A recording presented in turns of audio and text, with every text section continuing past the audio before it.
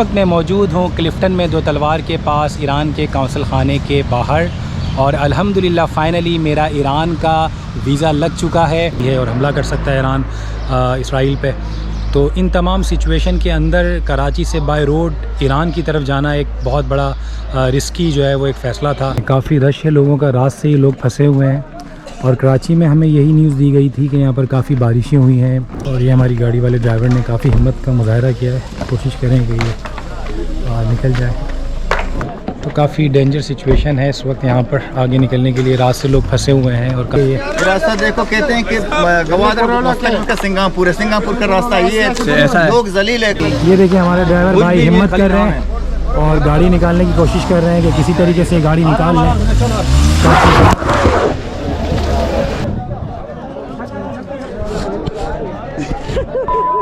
के बाद प्रोग्राम जारी रहा या ख़त्म? नहीं, प्रोग्राम किधर जारी रहा, प्रोग्राम तो बढ़ गया।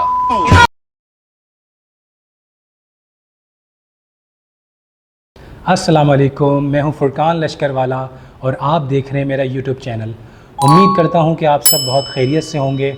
काफ़ी दिनों से मुझे पर्सनल मैसेजेस पर, सोशल मीडिया पर बहुत सारे कमेंट्स और मैसेजेस रिसीव हो रहे थे दोस्तों के, चाहने वालों के, कि काफ़ी दिन हुए टर्की की इंटरनेशनल ट्रैवल वीलॉग सीरीज़ के बाद अब तक मैंने कोई नई इंटरनेशनल ट्रैवल वीलॉग सीरीज़ नहीं की। अगरचे कुछ दिन पहले पाकिस्तान के नॉर्दर्न एरियाज़ पर मैंने ऑटम की बहुत ही ज़बरदस्त सीरीज़ की थी, जिसके कुछ एपिसोड अभी मज़ीद अपलोड होना बाकी हैं। लेकिन मेरा अपना भी काफ़ी दिनों से दिल चाह रहा था कि किसी नए मुल्क को एक्सप्लोर किया जाए। सो फाइनली कुछ कंट्रीज़ मैंने शॉर्टलिस्ट की और डिसाइड किया कि इस बार कुछ यूनिक किया जाए, कुछ नया किया जाए। तो मैंने डिसाइड किया कि कुछ दोस्तों के साथ इस बार कराची से ईरान बाय रोड जाया जाए।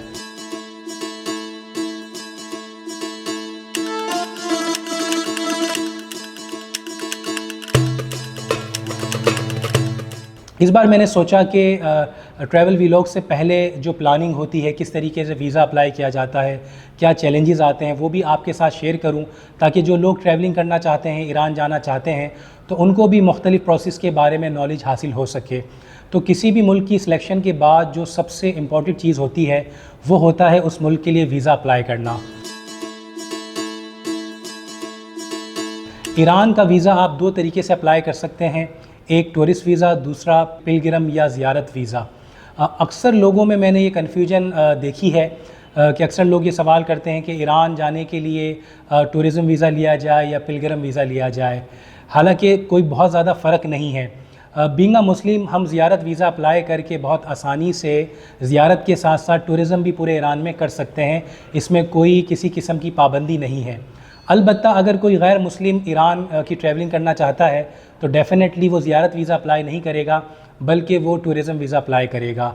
और इस बात का हरगिज़ ये मतलब नहीं है कि बीइंग अ मुस्लिम आप टूरिस्ट वीज़ा अप्लाई नहीं कर सकते। आप टूरिस्ट वीज़ा भी अप्लाई कर सकते हैं और ज़ियारत या पिलग्रिम वीज़ा भी अप्लाई कर सकते हैं। लेकिन दोनों वीज़े की यकीनन फ़ी में फ़र्क है। आजकल जो टूरिज़म वीज़ा की फ़ी चल रही है वो तकरीबन 12,500 से 13,000 रुपये पाकिस्तानी चल रही है। इसके अलावा अगर ज़ियारत वीज़ा की बात की जाए तो वो आराम से 5,500 रुपये पाकिस्तानी में आपका वीज़ा जो है वो लग जाता है। तो ज़्यादातर लोग ईरान चाहे ज़ियारत के लिए जाएँ, चाहे टूरिज़म के लिए जाएँ, वो ज़ियारत वीज़ा ही अप्लाई करते हैं। अब वीज़ा अप्लाई किस तरह से किया जाए उसके दो तरीक़ेकार हैं। एक सबसे आसान तरीका ये है कि आप घर बैठे एम्बेसी की ऑनलाइन वेबसाइट के ऊपर बहुत आसानी से कुछ प्रोसेस को फॉलो करके अप्लाई कर सकते हैं।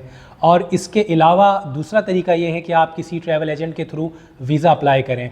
ऑनलाइन अप्लाई करने के लिए मैं एम्बेसी का लिंक डिस्क्रिप्शन में डाल दूंगा, ताकि जो लोग ऑनलाइन घर बैठ के ईरान का वीज़ा अप्लाई करना चाहते हैं उनको वो लिंक मिल जाए। क्योंकि मेरे पास वक्त बहुत कम है, तकरीबन एक हफ़्ता रह गया है, हमें ईद के तीसरे या चौथे दिन ईरान के लिए बाय रोड निकलना है। तो मैं अपने ईरान ट्रिप में किसी भी किस्म का जो है वो रिस्क नहीं लेना चाहता। मैं चाहता हूँ कि मेरा वीज़ा बहुत आसानी के साथ लग जाए।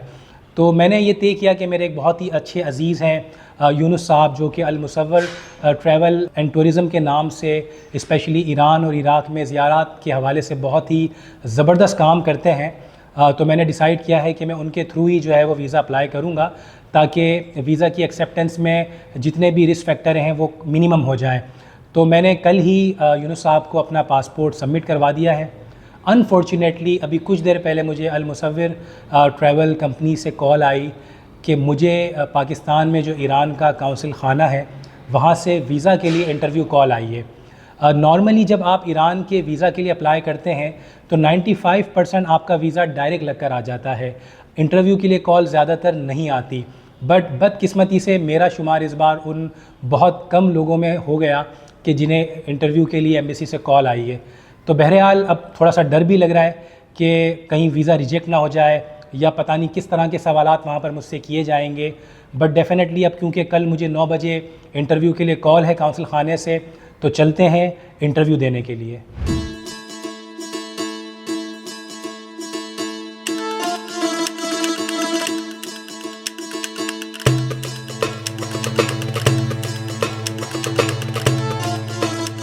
इस वक्त मैं मौजूद हूँ क्लिफ्टन में 2 तलवार के पास ईरान के काउंसिल खाने के बाहर, और अल्हम्दुलिल्लाह फ़ाइनली मेरा ईरान का वीज़ा लग चुका है।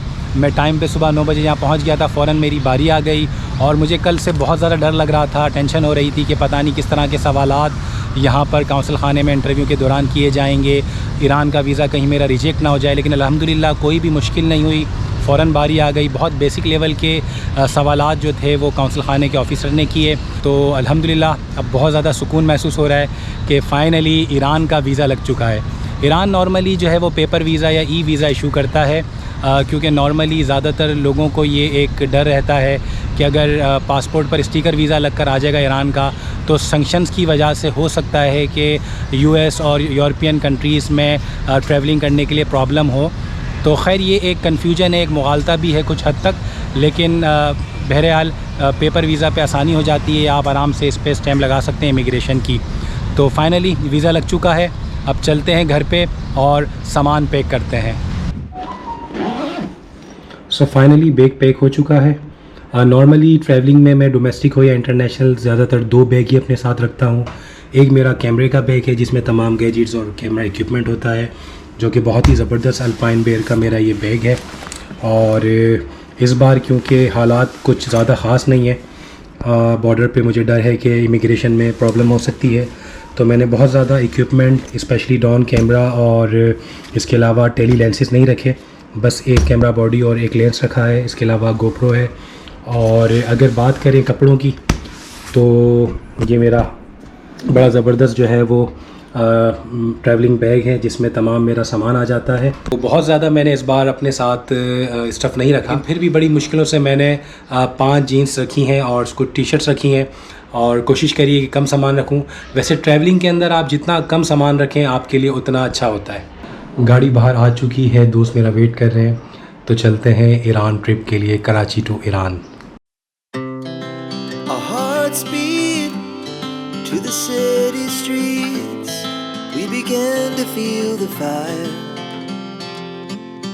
इस वक्त मैं मौजूद हूँ विंदर पर, और आज हमारी जर्नी स्टार्ट हो रही है बाय रोड ईरान की जानिब। कराची से ईरान हम लोग बाय रोड जा रहे हैं अल्हम्दुलिल्लाह, और ऑलमोस्ट 1 महीने से ये प्लानिंग कर रहे थे जाने के लिए।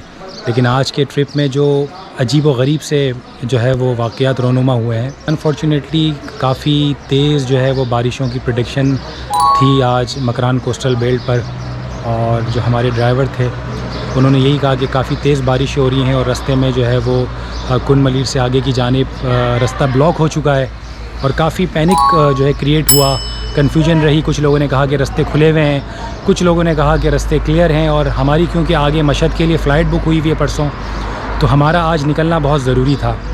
और बहुत ज़्यादा ये न्यूज़ आ रही हैं जंग की, जो सारी चीज़ें चल रही हैं कि जंग हो सकती है और हमला कर सकता है ईरान इसराइल पे। तो इन तमाम सिचुएशन के अंदर कराची से बाय रोड ईरान की तरफ जाना एक बहुत बड़ा रिस्की जो है वो एक फ़ैसला था।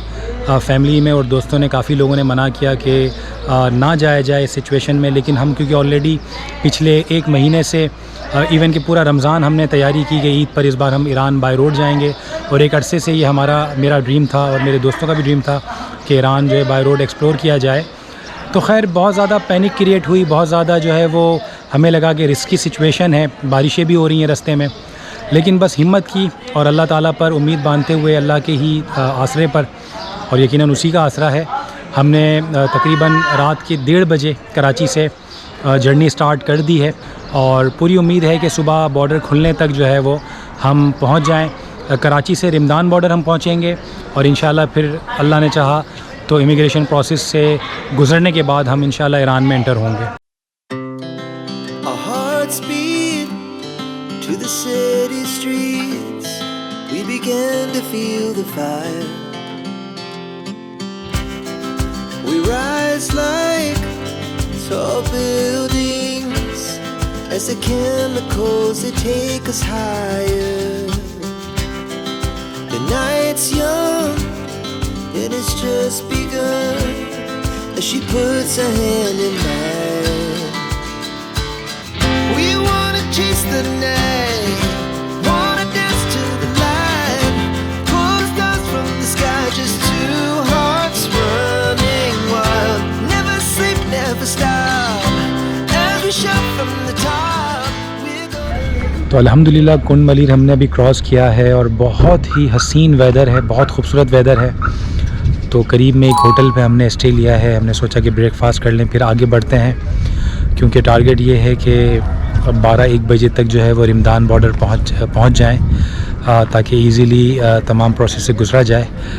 तो आज मौसम बहुत खूबसूरत है क्योंकि कल रात काफ़ी बारिश हुई है मकरान कोस्टल बेल्ट पे और बहुत खूबसूरत क्लाउड्स की वेरिएशन है और बहुत हसीन और बहुत ही इंजॉय करने वाला ये प्लेजेंट वेदर है। मैं आपको व्यू देता हूँ। मेरे सामने बहरा अरब का खूबसूरत जो है वो समंदर है और आज ये समंदर मज़े की बात ये कि ठाटे नहीं मार रहा बल्कि बहुत ही जो है वो कहते हैं ना कि थमा हुआ है और शांत है और पुरसुकून है ये समंदर।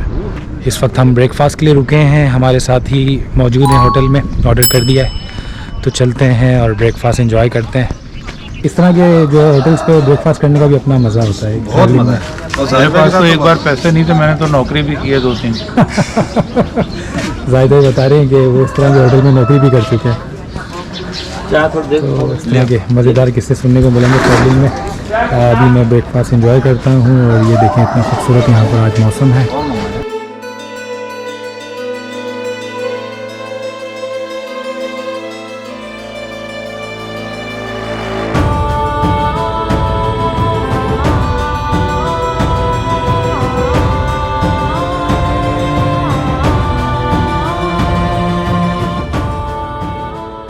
जिस बात का डर था वही हुआ। जिस जगह के बारे में हमें बताया गया था कि बारिश की वजह से रास्ता टूट गया है, बंद है और पूरा ब्रिज जो है वो गिर चुका है, तो यहाँ पहुँचने के बाद यही हुआ कि रास्ता पूरा बंद हो चुका है और अब कोशिश कर रहे हैं कि किसी तरीके से हमारी गाड़ी जो है यहाँ से निकल जाए। ये एक मुतबादिल रास्ता निकाला है। देखें बारिश की वजह से काफ़ी यहाँ पर कीचड़ हो चुकी है, काफ़ी रश है लोगों का, रात से ही लोग फंसे हुए हैं। और कराची में हमें यही न्यूज़ दी गई थी कि यहाँ पर काफ़ी बारिशें हुई हैं। एग्जैक्टली जहाँ प्रिंसेस ऑफ होप है उससे थोड़ा सा आगे बुजी टॉप जो कहलाता है, वहाँ पर जो है ये बेसिकली ब्रिज बारिश की वजह से पहले ही गिर गया था, तो उसमें मरम्मत का काम था। फिर मुतबादिल एक रास्ता बनाया गया था नीचे से कच्चा, वहाँ भी बारिश की वजह से कीचड़ काफ़ी हो गई है। तो ये देखें काफ़ी पब्लिक जमा है यहाँ पर और ये हमारी गाड़ी वाले ड्राइवर ने काफ़ी हिम्मत का मुजाहरा किया है, कोशिश करें कि ये निकल जाए। तो काफ़ी डेंजर सिचुएशन है इस वक्त यहाँ पर आगे निकलने के लिए। रात से लोग फंसे हुए हैं और काफ़ी गाड़ियाँ और टूरिस्ट फंसे हुए हैं, हम जो मुसाफिर हैं लोकल यहाँ के वो भी फंसे हुए हैं। और देखें क्या होता है, हम निकल पाते हैं वरना फिर काफ़ी प्रॉब्लम हो जाएगी, बिकॉज़ हमारी मशहद की फ़्लाइट्स भी हुई हुई हैं और हमें आज रिमदान बॉर्डर पहुँच के फिर बॉर्डर क्रॉस करनी है, तो काफ़ी मुश्किल हो सकती है। ये देखें लोग अपनी मदद आपके तहत काम कर रहे हैं और सलाम है इनको, क्योंकि काफ़ी लोग यहाँ देखें बेचारे परेशान हैं। तो कोशिश कर रहे हैं सब मिलके कि किसी तरीके से एक रास्ता बन जाए और गाड़ियाँ आगे क्रॉस हो जाएं, क्योंकि हुकूमत की मशीनरी न जाने कब पहुँचे। तो हम भी इसी उम्मीद में यहाँ मौजूद हैं कि कुछ देर में रास्ता क्लियर हो जाए और फिर हम यहाँ से आगे बढ़ सकें। ये देखिए हमारे जाहिद भाई भी वॉलंटियरली जो है वो माशाल्लाह मैदान में कूद पड़े हैं और अपनी मदद आपके तहत जो है वो वॉलंटरी सर्विस दे रहे हैं कि किसी तरीके से एक रास्ता बन जाए ताकि गाड़ियाँ यहाँ से गुजर जाएं और जो हज़ारों की तादाद में लोग यहाँ फंसे हुए हैं रात से, वो किसी तरीके से आगे बढ़ जाएं। तो ये हमारी गाड़ी है, ड्राइवर भाई बड़ी हिम्मत का मुजाहरा कर रहे हैं कि किसी तरीके से यहाँ से हम निकल जाएँ। क्या कहते हैं हमजा भाई, हम निकल पाएंगे? हाँ हाँ आराम से, बड़ा अच्छा ड्राइवर है हमारा इंशाल्लाह। यार ये कब से ये रास्ता बंद ये पड़ा है? रास्ता तकरीबन रात को 11 बजे से जो है ना, वो जब बारिश हुआ था तो 4 बजे से तो ये जो है ना पुल को गिरा दिया था। फिर हम जब ओरमाड़ा के में पहुँचे तो वहाँ में इतला मिला कि रास्ता बंद है। तो रात को 11 बजे से हम क्याम कर रहे थे और सुबह फजर में आए तो लोग यहाँ पे गवर्नमेंट का इंतजार कर रहे हैं। गाली गवादर मुस्तकबिल पे सिंगापुर है। इसका इंशाल्लाह रास्ता देखो, बिल्कुल ऐसा ही है ये। रास्ता देखो, कहते हैं कि गवादर मुस्तकबिल का सिंगापुर है। सिंगापुर का रास्ता ये ऐसा है। है। लोग जलील है, कल थोड़ा से सा- लोग जलील है, लेकिन सरकार की तरफ कोई मतलब सपोर्ट थोड़ा सा बारिश हो जाता है तो बस रमजान से पहले ना पानी। ये देखिए हमारे ड्राइवर भाई हिम्मत कर रहे हैं और गाड़ी निकालने की कोशिश कर रहे हैं कि किसी तरीके से गाड़ी निकाल लें।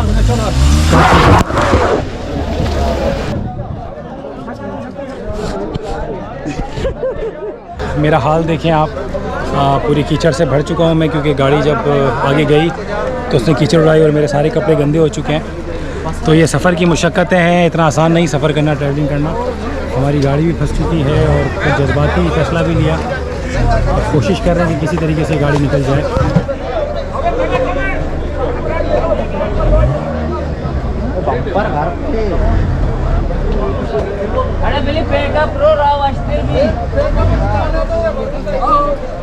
तो ये ट्रैवलिंग की मुशक्क़तें हैं। ये देखें सारे कपड़े गंद हो चुके हैं। हम ना बाज आएंगे मोहब्बत से। जैसा कि आपने देखा कि हमारा ईरान रोड ट्रिप जो है वो बहुत ही थ्रिलिंग हो चुका है, बहुत ही सनसनीखेज़ मोड़ आ चुका है इस ट्रैवलिंग के अंदर। जिस तरह से आपने मेरे इस एपिसोड में देखा कि बूजी पास पर किस तरह से हमारी गाड़ी जो है वो कीचड़ में फंस गई और मेरे सारे कपड़े कीचड़ हो चुके थे और पूरा कैमरा मेरा कीचड़ में लथपथ हो गया था। और अगर आप ये जानना चाहते हैं कि हम उस बैरियर को क्रॉस कर पाएंगे और ईरान बॉर्डर तक पहुंच पाएंगे, तो मेरे यूट्यूब चैनल को फॉलो करते रहें, सब्सक्राइब कर लें मेरे यूट्यूब चैनल को, ताकि आप नेक्स्ट एपिसोड में ये जान सकें कि हम इस रोड ट्रिप पर ईरान बॉर्डर पहुंच पाते हैं या नहीं।